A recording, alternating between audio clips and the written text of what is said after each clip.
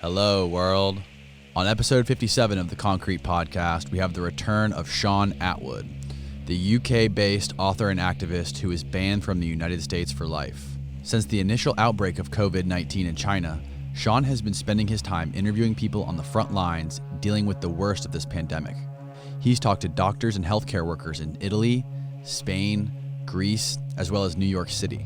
He's talked to doctors and scientists who specialize in viruses and diseases, including a Harvard doctor who believes COVID-19 was accidentally leaked from a level 4 bioweapons lab in Wuhan. Shaun has been covering every angle of this current global pandemic and has vast knowledge of the history of disease epidemics and how they've affected the human race and our ecosystem. That's it. Enjoy, or try.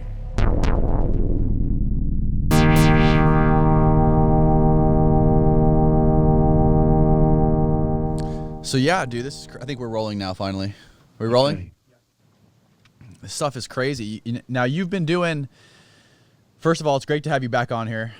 I missed you, but yeah, you've been interviewing lots of people from all over the world: Spain, Italy, Greece, New York, doing Skype chats with all kinds of people that have been affected by this coronavirus. What have you learned? What's the biggest thing you've been learning from all these people from talking to everyone? What happened was 2 to 4 weeks ago, I started to get emails from people in Spain and Italy asking me to warn people in the UK and the USA what was coming. So I started to read those emails out on camera. And then in the comments, there was this horrible backlash, people saying, I'm trying to cause a panic. The flu is more dangerous than this. Only old people are dying in Italy. It's not coming to the US. It's not coming to the UK. So I thought, all right, rather than just read these letters out, I shall interview people in these hotspots. Maybe that would be more impactful. So I started to interview people in the hotspots, and the things that they were saying were happening. You know, old people needing intensive care unit beds being turned away, doctors deciding who lives and dies, makeshift beds being made in tents and bodies just being laid down in corridors with blankets thrown over them, people who are still alive but couldn't get in the intensive care units. One of the most recent videos, dozens of old people were just found dead in a care home in Spain. So having the actual video testimonies of these people started to wake people up in this country. Our government was saying, well, we haven't really got a policy of lockdown. We're just going to let it spread and pray that there is a herd immunity. And as the virus started to spread, the government quickly changed its tune. So people contacted me who'd watched these messages from people in Italy and Spain and said, look, we pulled our kids out of school when we heard your video. And, you know, thank God that we did. And there's still a small amount of people, but I looked at the graph today. We're almost 100 deaths a day here in the UK, 2 weeks behind Italy. In America now, you've gone up to about 200 a day. So I think America's going to get hit really hard all of a sudden. That tsunami's coming, man. I believe the U.S. is at 800 total right now. Is that right? Does that sound about right? I just checked it on I don't know what the Times. total is, but I think 200 in a day. Here's the thing. When it was like 10, 20, people saying, oh, you know, the flu kills way, way more than that. But the flu's constant, and we've adapted to it. This is a completely unknown thing that humanity has never experienced. And every 3 days, it's doubling. So, you know, when you're a kid and you go 2 times 2 is 2, 4. 4 plus 4 is 8. 8 plus 8 is 16. And all of a sudden, you're at like 1,000, 2,000. That's what's happening right in front of our eyes. What kind of people have you been talking to? Have you been talking to people in like the healthcare industry? Have you been talking to scientists, researchers? All of the above. I'm talking to people who are locked down in Spain and Italy. I'm talking to people who are working in the health community. And I'm talking to scientists, and I'm talking to doctors. I interviewed a doctor who believes it was come out of a bioweapons lab in Wuhan, Dr. Cottrell out of Harvard. And tomorrow I'm interviewing a doctor who's an expert on pandemics, who explains how it comes from the animal kingdom. So we're trying to cover absolutely every angle of this story. And my thing was not to cause panic. It was just give people a heads up, because people started sending me these messages. And I think the more prepared we are the less damage this thing is going to cause. Sorry, who did you say the doctor was from Harvard that you talked to? Dr. Cottrell, Cottrell. And what was he saying about everything? So in Wuhan, there is a level 4 bioweapons lab, and they were experimenting on coronaviruses, among other things, and looking at vaccines. Wow. So the fact that that was there and it broke out in Wuhan initially is really spooky. But if you look at the history of pandemics, nature has killed way more people than humans has. I mean, the Spanish flu of the previous century killed more people than died in all of the world wars combined.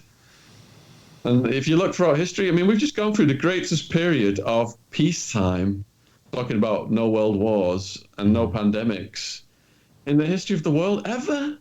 So it was inevitable that something like this would start to happen. And my understanding is some of these areas of nature, the jungles and forests that we've never cut down and gone into before, there are reservoirs of the virus in animals such as bats. Right. And once we encroach on the turf, they're like, all right, we're going to hit back, and this is how nature hits back. Yeah, the bat thing to me is completely insane.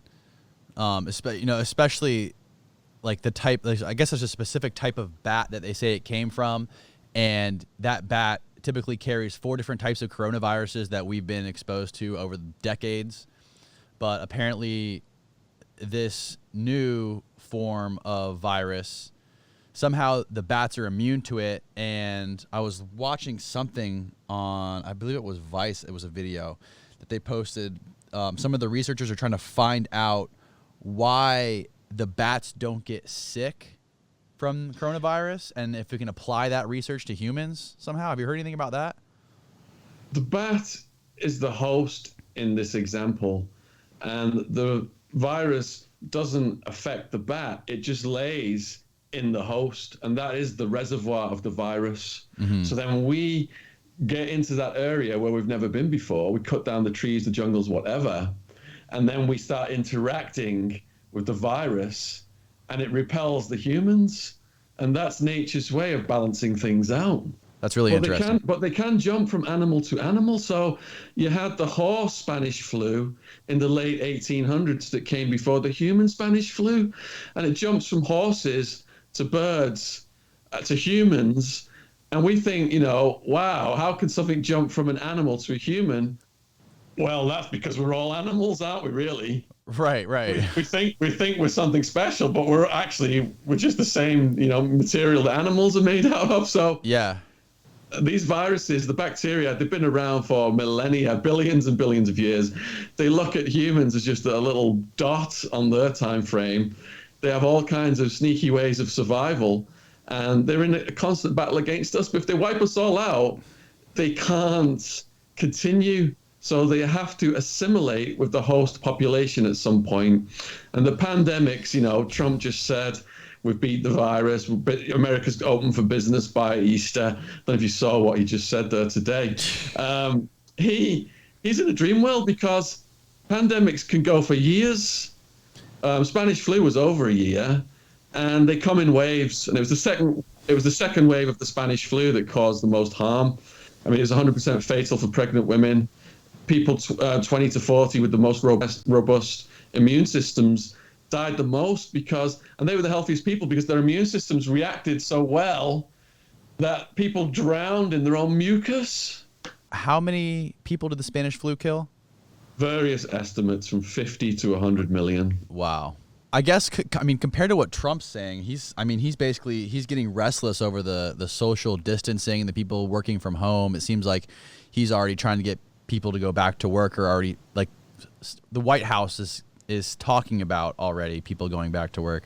How does that contrast with what your government's telling you in the UK?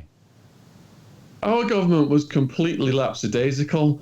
Boris Johnson came out and made an announcement a couple of weeks ago saying that we weren't going to lock the country down. It's business as usual. It needs to spread so that we can get herd immunity. But once they saw the numbers coming out of Italy and Spain and saw that by not locking the country down, our trajectory was at a steeper incline than those countries, but just running 2 weeks behind, they've realized now they've had to implement these measures. And with the US just jumping to 200 deaths in one day, you guys are on that trajectory as well.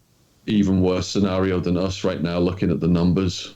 What does it look like on the streets there? What are people doing? Like your friends, people you talk to, is it like a desertville, just like New York City?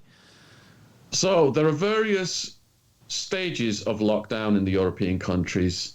So in Italy and Spain, where they are putting the corpses in the churches because there's nowhere to put them anymore, and they're throwing blankets over people who are dying in the corridors.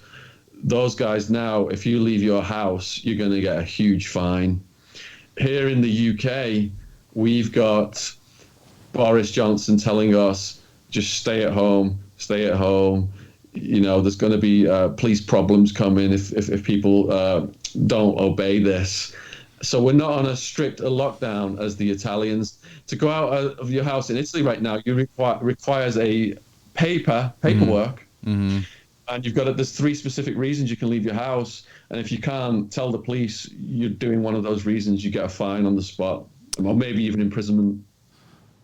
Yeah, and I guess it's worse in different parts of Italy. Is that right? I guess Milan is the worst of all, and I believe you actually talked to a girl from Milan. Yeah, there are various parts of Italy that have been affected much worse than others. So that's the other thing, you know, I post a video saying that it's like this in this area, and then people from other areas say, oh, well, there's nothing happening here, you know, this is all hype.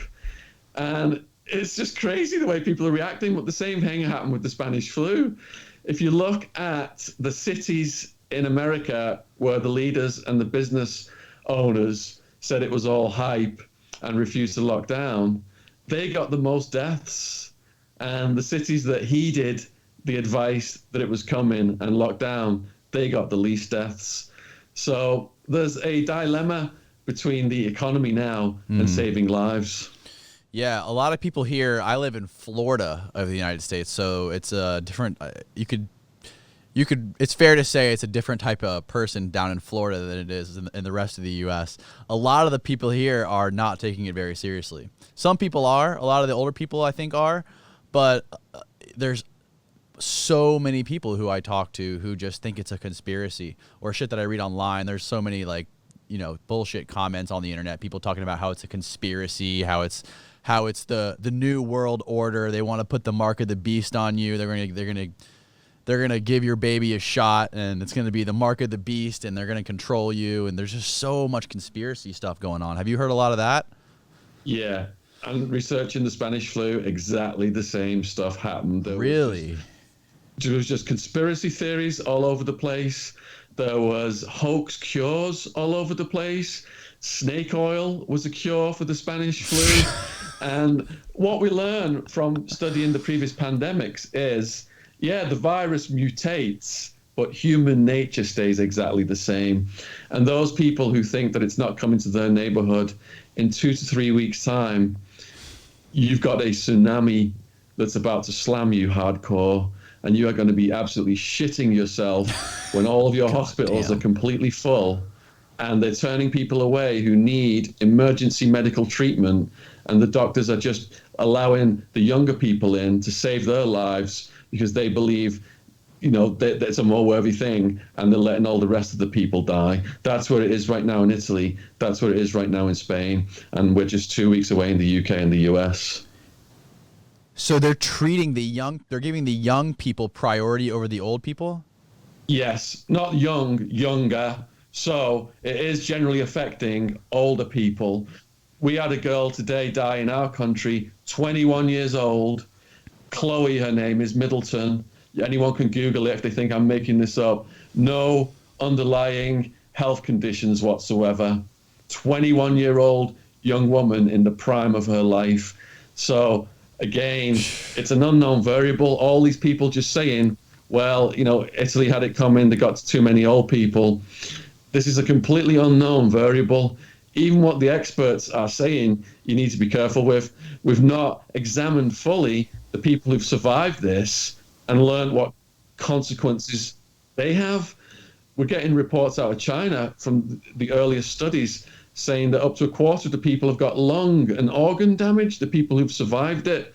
So because it's such a new thing and an unknown thing, that's what causes the most uncertainty and fear. And until this is the waves have completed and we've studied the actual damage it's done on the populations, we don't fully know what we're dealing with still.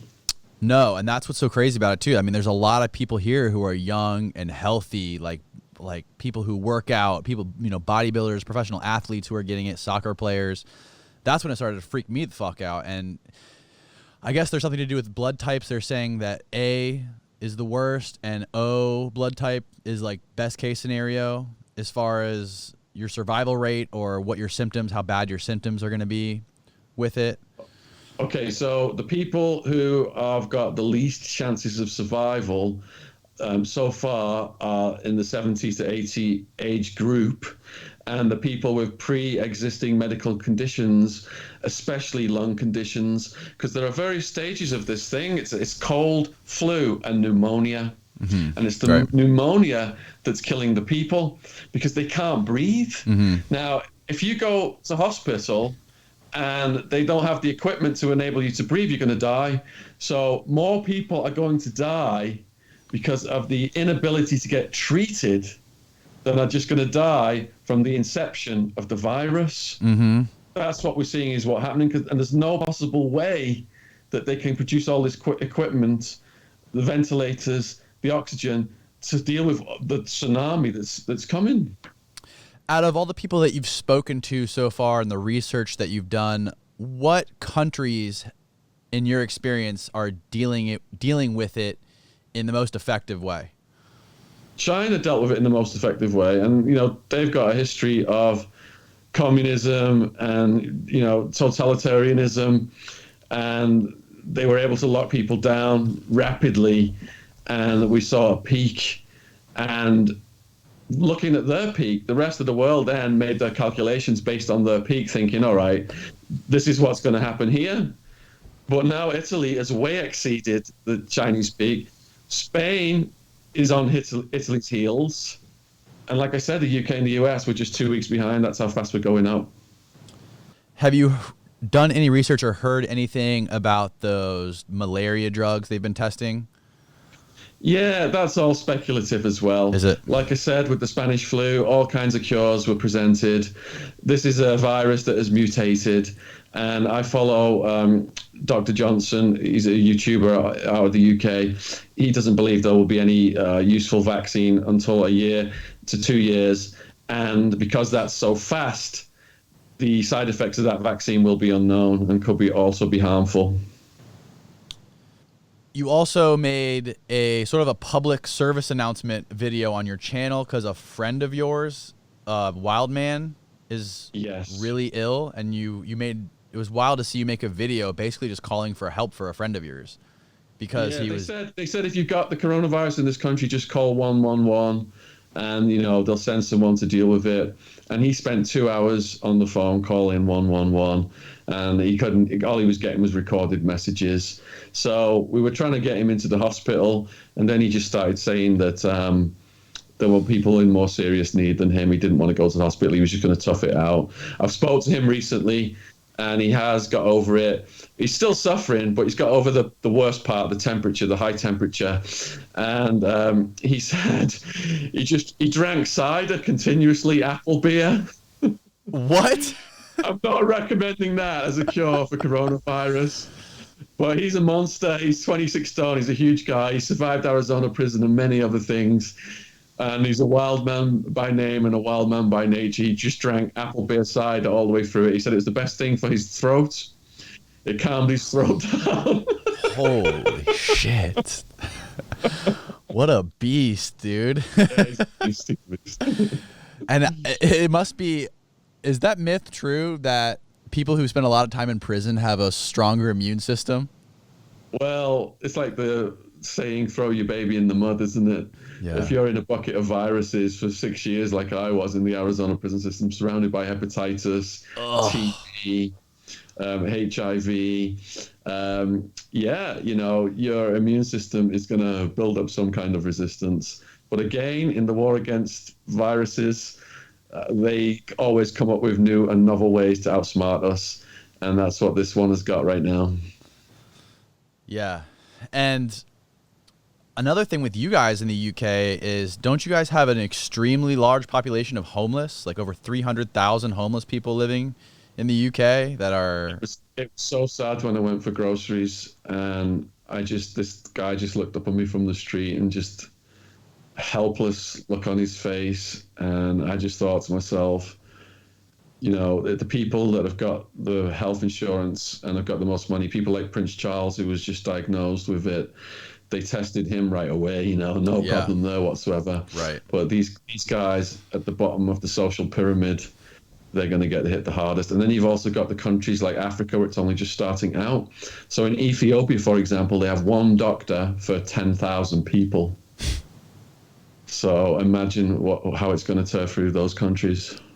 Yeah, luckily, I don't think there's many cases in Africa right now, are there? I don't think there are. I think I saw like... It's just starting. It just started in Africa. It's like a fire. So China's managed to put the fire out, but that's just one room in the house. So if you've got 3 other rooms on fire, that's not an improved situation on the whole. And then a week later, the street's on the fire. That's what we've seen with this. Well, China's been able to just kind of like to level out the curve, right? They haven't really, they've just stopped from increasing in their death rate. They flattened out. Is that right? Yeah, with a pandemic, a major pandemic, they come in waves. So your first wave, it has a curve, and then it flattens out. And then the virus, it can appear to go away. It can move around the world. It can lay low. And then a second wave occurs, and another curve arises. Right. And for the duration of the waves, you have a series of curves. Mm-hmm. And like Trump says, it goes away with the warmer weather. Well, that's what happened with the Spanish flu. It's summer in Australia right now, and that's where Tom Hanks got it. So that's another myth.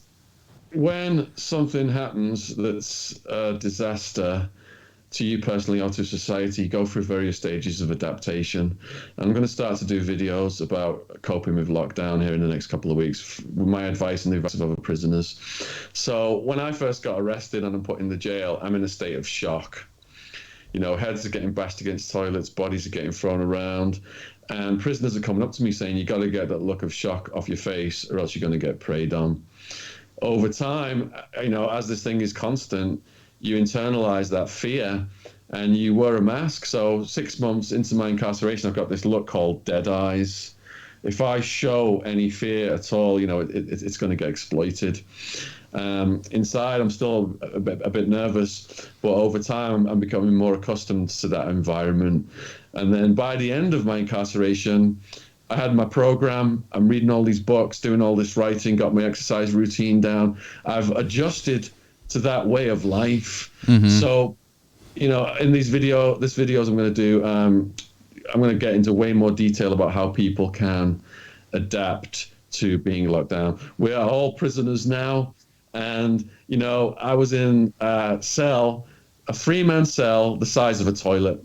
So I got to listen to guys shit and piss and smell his farts and 24/7. Yeah. But, we're locked down now in our own houses. I didn't have Netflix. We got Netflix. We got all this at YouTube. You got everything, Skype, Uber Eats. Yeah, people are freaking out. And I understand because we have not experienced anything like this in our lifetimes. But the shock, once it wears off, you start to adjust. And hopefully I can do some videos to help people with that adjustment process. There's a lot of wisdom right now that prisoners have, a lot of knowledge and wisdom that prisoners have that could be very useful to the public at large. That's something I haven't even thought about what if this hit a prison? This could seriously fuck up a prison. It is. It's already in the prisons. I managed to dodge it in the UK. I did a talk at Downview, shook hands with the prisoners and the guards and everything, and that was the first prison to get it in this country. That's where it was announced. I was there just about a week before.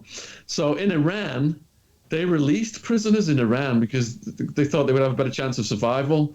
In Italy, the prisoners have been rioting and people have been murdered. There are prison escapes going on right now because, think about it. Like I said, the people at the bottom of society's social pyramid, they're going to die the most. They're not. If there's oxygen required and breathing apparatus required, are they going to give all that to the prisoners to save their lives? No way. Hell no. Yeah. They're gonna give it to the people who are law-abiding citizens, the ones that aren't getting turned away. That is. So prisoners know they're going to die. So there's escapes and there's all kinds of chaos in the prisons all over the world right now. I think there's going to be a lot more riots and people escaping and people kicking off into prisons. And then there's the prison staff. They're considered essential workers. They've got to keep the prison population fed and everything else. Right. So those prison staff, I've watched some of the testimonies from them. They're complaining, they're going to be hugely at risk. It will spread like wildfire through the prisons. Oh my God. Yeah. Prisons, people, they're in such close quarters. They're in line to get food at the cafeteria. I mean, it just seems like a death pit.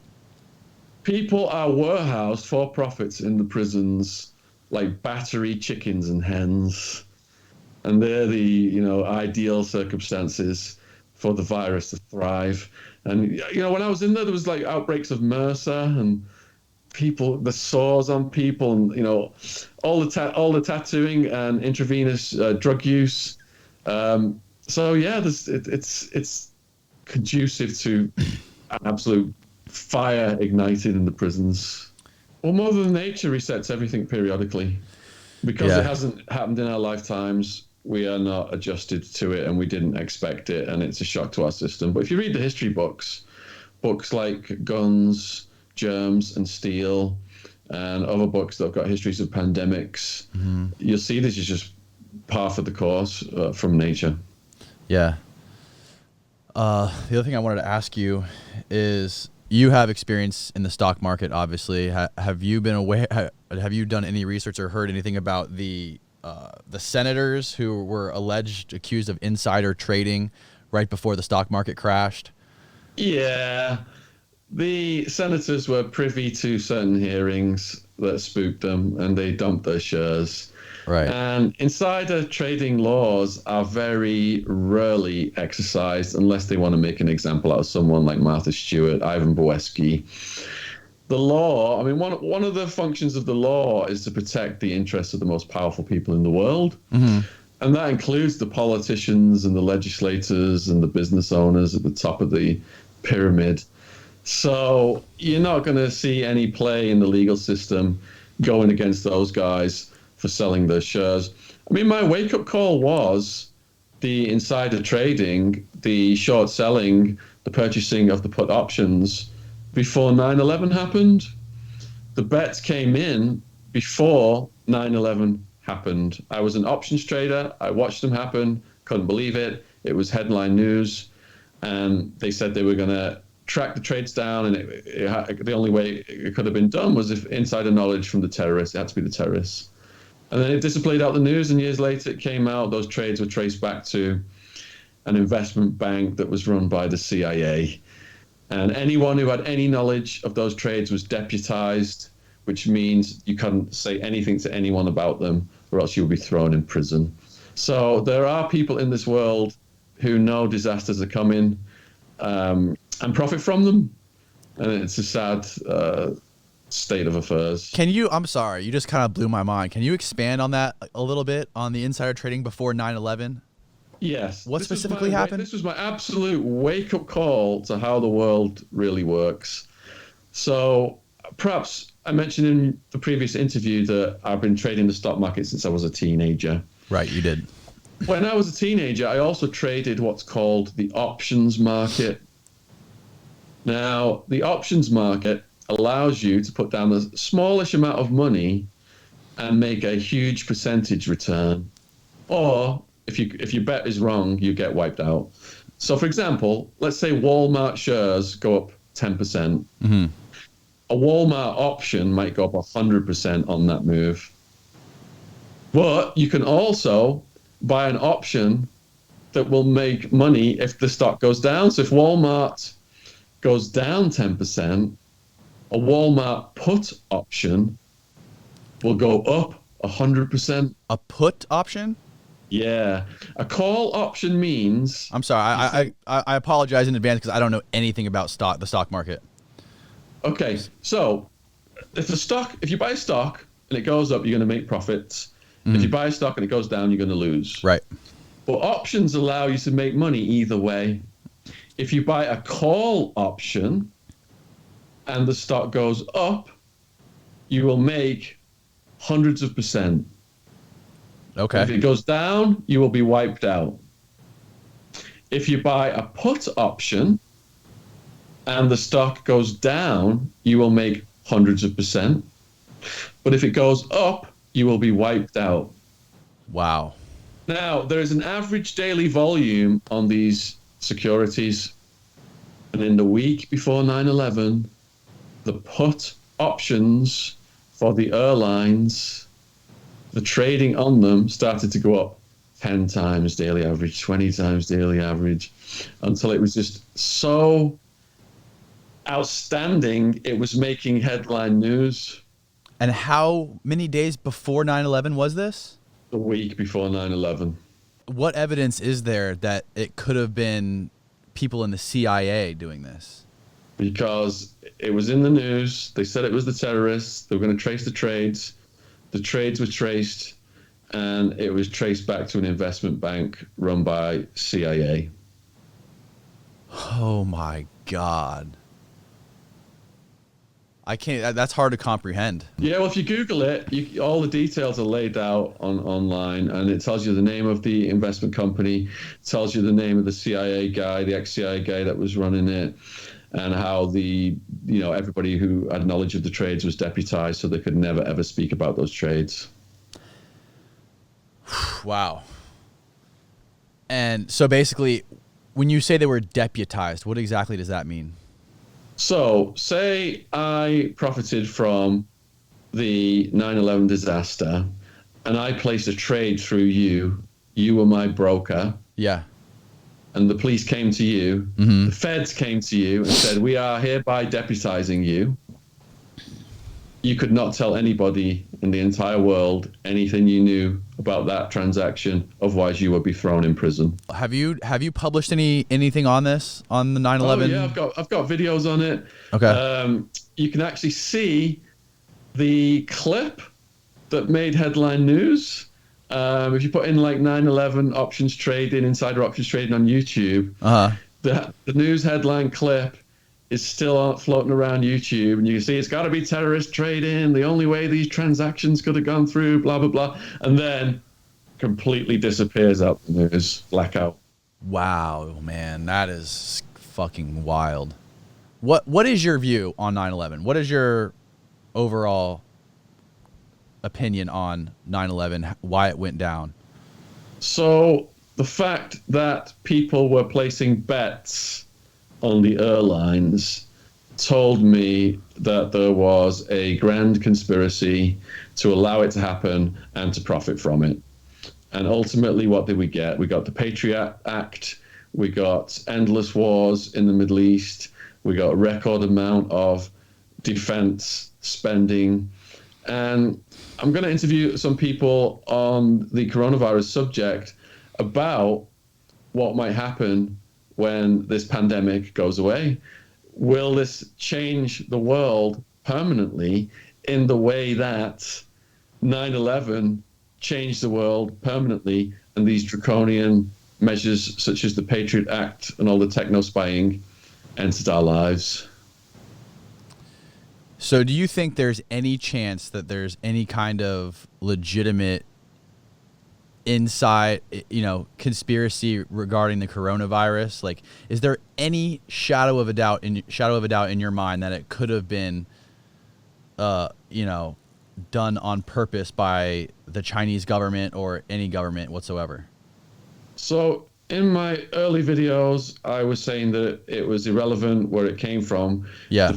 The important thing was to prepare yourself. Right. Of But course. now, after interviewing Dr. Cottrell and looking more closely at the level 4 bioweapons lab in Wuhan and understanding that these coronaviruses were being experimented on, I can't eliminate the possibility that it was leaked accidentally or on purpose. I like to hope that if it was a leak, it came accidentally. And it does seem to have taken world leaders by surprise. So I would say right now, I'm 80% zoonotic and 20% biolab. Okay. 20% that it was developed for warfare but accidentally leaked. And 80% from animals, from nature. Right. Wow. That's scary times. But you know what? During these times, I mean, are you not like contacting your family and loved ones more right now and seeing everyone's okay? Yeah, the craziest thing now is everybody's out riding their bikes around town. Everyone's outside jogging, walking their dogs. People realize they own dogs now, and they actually take them out for walks. And it's like the opposite of what it used to be like with everyone glued to their phones. It's weird.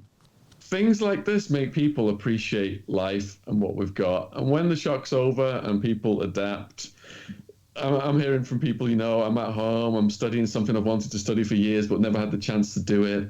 I'm learning a language. So there came a turning point in incarceration for me. The first year I was wild, I would have gone back to the lifestyle.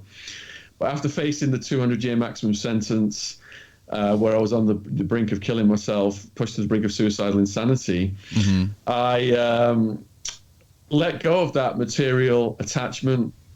My $1 million house, my plasma screen, TV, my swimming pool, my jacuzzi, none of that shit mattered anymore. Right. Getting sentenced to 9.5 years was one of the happiest days of my life. And that taught me that happiness is not in the material world, it's in your thoughts and in your heart. So you can wake up and appreciate the small things. There's no dead rats in my food anymore. There's no cockroaches in my bed. And that becomes a yardstick then. So if you're going through some form of hardship in your life, whether it's coronavirus or anything else, ask yourself what are the toughest things you've ever got through in your life and compare and contrast. And if you've never been through anything so tough, watch my clip about the cockroaches and thank the Lord that you're not waking up and your bed's full of insects. Definitely. What have you been doing personally with your time? Besides, obviously, you're spending a lot of time doing interviews or whatever, but what have you been done personally, like with your health or with your diet or whatever it may be, to stay safe? So I've just gone overdrive on doing coronavirus videos. Yeah. And that's kind of burnt me out a little bit. So I'm trying to balance that out now. And I'm doing the yoga in the house, watching a bit of Netflix, relaxing, reading my Kindle. But as this drags on, I'm going to have to start doing more physical things. I'd like to start jogging. I've got beautiful countryside behind me. Yeah. I've been fattening the squirrels up for months, throwing them all these nuts and stuff. And I realize now if it is zombie apocalypse, I'm looking at recipes for like squirrel stew. Yeah, you better catch those things. Yeah. I'm a vegetarian. Are you? Since the Red Death mystery meat slot with the dead rats in it, I'm vegetarian. Yeah. I'm eating tons of fruit, and the top doctors are saying vitamin C and vitamin D, and doing like lung exercises, having that lung strength, because smokers are getting wiped out by this as well. Yeah, like breathing exercises are really good, I've heard. Obviously restricting your calories. I recently had a nutritional scientist researcher here who was talking a lot about like specific diets that are good for you, like low carb diets that are good to keep the immune system healthy. Like a lot of like meditating. Did you do any meditating? Oh yeah, I started to meditate in the jail. Oh really? When I was with the cockroaches, and that because they put me on medication to help me sleep with them crawling on me, but the meditation was so effective, I managed to get off the medication. So yeah, I highly recommend meditation. Yeah, whether you do it in your house or, I mean, even doing things like just walking or running or things like that. I mean, you can't do that, obviously. You can't. Can you go out and exercise? Is that part of the ban in the UK? Or you Right have to stay now, he's indoors still unless you're getting allowing food? people to go out and exercise. They are. Yeah. Okay. But if we're going to follow Italy and Spain, those days are numbered. Yeah, they're not even allowed to go outside, period, unless it's for food, right? Right. The military on the streets. Fuck, man. Well, cool, man. Thank you for doing this. Oh, you're welcome. Short and sweet, but I think we covered a lot of really interesting stuff. Cool. Well, I really hope Wildman gets. Oh, you said he already got through it, so hopefully he's the temperature thing is the scary thing. His temperature shoots up. Really? He couldn't breathe properly, and he thought, he was panicking a bit. Was it for sure coronavirus, do you think? Did he actually never got tested, right? No, they won't test people. Yeah. So we just don't know. God, that's scary, man. I really hope this thing doesn't last as long as some of those crazy epidemics in the past, like the Spanish flu or any of those things. I really hope this thing doesn't start going down and go up again and last forever. Well, we've got to adjust to the reality of multiple waves, and it could go on for over a year. I think the London bubonic plague lasted 5 years. Obviously, you saw that the crazy stimulus package that's going through in the U.S. right now with the $2 trillion amount. The $2 trillion are going to send to businesses and individuals, which is the biggest in U.S. history, they're saying. Is there anything like that going on in Europe? Well, whenever the stock market starts to crash, that's what they do.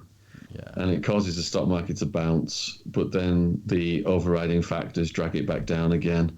So we saw, I'm on a, if people out there are watching this and they're interested in investments, I put my posts on stageanalysis.net. I think it's free to join the forum.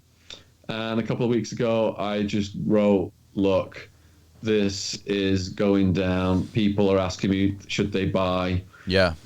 That's called catching falling daggers. You do not want to catch falling daggers. You're going to get your hands just cut wide open. That's when you're buying when it's tanking during something like this?